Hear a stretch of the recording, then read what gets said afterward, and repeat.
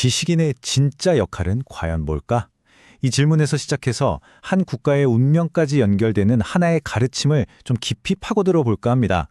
이건 단순히 지식을 분석하는 게 아니라 어떻게 보면 하나의 영적인 책무에 관한 이야기라고 할 수 있겠네요. 와, 시작부터 굉장히 도발적이죠? 당신은 이 세상에서 아무것도 한 일이 없다. 이 한마디로 이번 이야기는 시작됩니다. 대체 누구를 향해서 또 왜 이런 말을 하는 걸까요?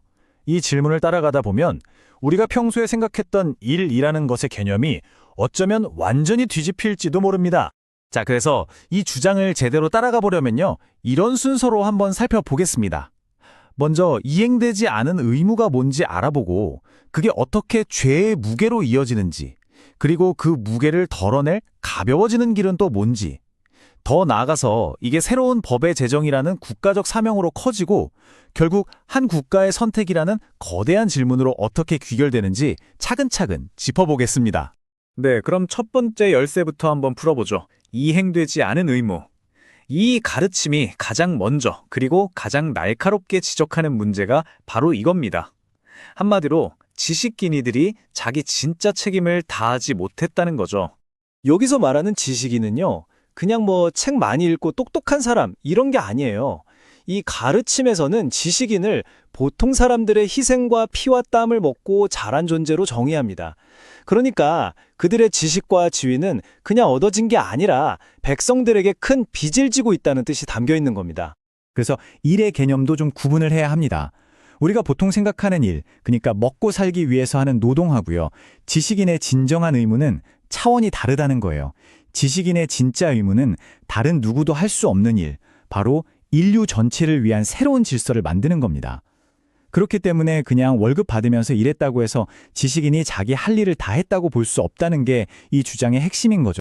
그럼 이 중요한 의무를 다하지 않으면 대체 어떻게 되는 걸까요? 이제 두 번째, 죄의 무게라는 부분에서 그 영적인 결과가 얼마나 무서운지를 한번 들여다보겠습니다. 이 주장의 밑바탕에는 이런 전제가 깔려 있습니다. 인간은 누구나 태어날 때 일종의 업 또는 죄라고 불리는 걸 가지고 태어나는데 인생을 올바르게 살아서 이걸 소멸시켜야 할 목적이 있다는 겁니다.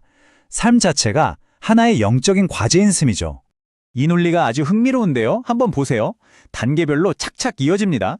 먼저 지식인으로서 자기 진짜 사명을 다하지 않으면 그 사람이 가진 죄는 정말 0.1mm도 사라지지 않고 그대로 남는다는 거예요.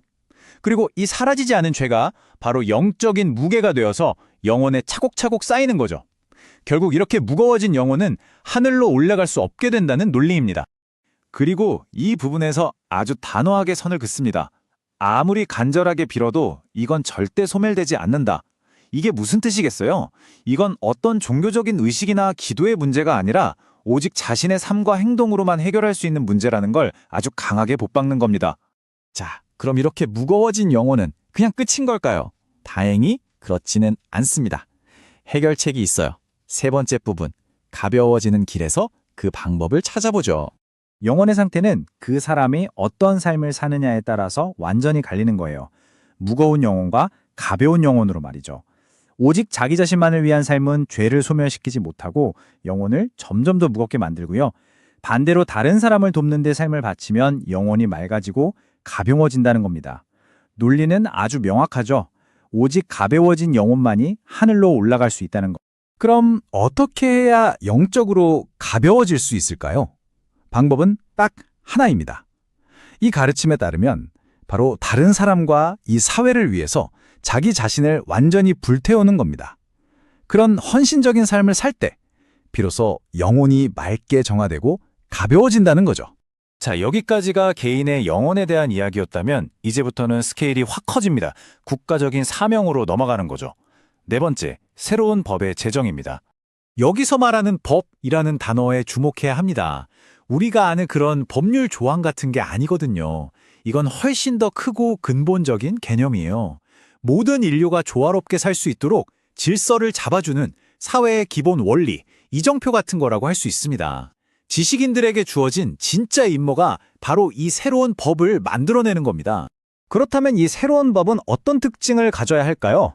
들어보면 정말 원대한데요. 먼저 널리 인간을 이롭게 한다는 홍익인간 정신에 따라서 모든 인류에게 도움이 되어야 하고요. 또 사회 안으로는 진짜 평등한 기반을 만들고 질서를 바로 세우고 밖으로는 그 어떤 나라에도 흔들리지 않는 완전한 자주 독립을 이루는 그런 법이어야 합니다. 이 사명에는요, 아주 구체적인 시간표가 있습니다. 과거의 수많은 백성들이 희생하며 그 기반을 닦아놓고 현재의 지식인들은 이 일을 해낼 수 있는 모든 지식을 갖췄다는 겁니다. 그리고 이 가르침은 바로 2013년에 이 역사적인 임무가 시작됐다고 선언해요. 그렇게 해서 미래에는 이 새로운 법이 우리나라뿐만 아니라 전 세계를 이끄는 등불이 될 거라는 비전을 제시하는 거죠. 자, 이제 정말 마지막입니다. 이 모든 이야기의 끝에서 한 국가는 어떤 선택의 기로에 서게 되는 걸까요? 바로 지도자가 될 것인가, 먼지가 될 것인가입니다. 이 주장의 핵심은 지금이 바로 그때라는 겁니다. 국민들의 피땀으로 성공을 위한 모든 조건, 모든 재료가 완벽하게 갖춰졌다는 거예요. 말 그대로 기회의 판이 제대로 깔렸다는 거죠. 그래서 선택지는 딱 두 개뿐입니다. 지도자의 길을 갈 것인가, 아니면 먼지의 길로 사라질 것인가. 지혜를 써서 새로운 법을 만들고 인류를 이끄는 지도자의 길을 가거나, 아니면 이 엄청난 기회 앞에서 아무것도 하지 못하고 힘을 잃어서 결국 역사 속에서 안개처럼 사라져버리는 길을 가거나, 그 선택의 결과는 정말 극과 극입니다. 결국 이 모든 이야기는 이 한마디로 정리됩니다. 이제는 지혜를 쓸 때이지 지식을 자랑할 때가 아니다. 아무리 많이 알아도 그걸 올바르게 쓰지 않으면 아무 소용이 없다는 거죠. 아는 것보다 중요한 건 그 아임을 어떻게 사용하느냐에 달려있다는 아주 강력한 메시지입니다. 결국 이 가르침이 우리한테 던지는 질문은 이거 아닐까요? 오늘날 우리가 배우고 쌓는 이 지식의 진짜 목적은 과연 뭘까요? 그냥 나 혼자 잘 먹고 잘 살기 위한 도구일까요? 아니면 우리 모두를 위한 더 나은 세상을 만드는 데 써야 할 공동의 책임일까요?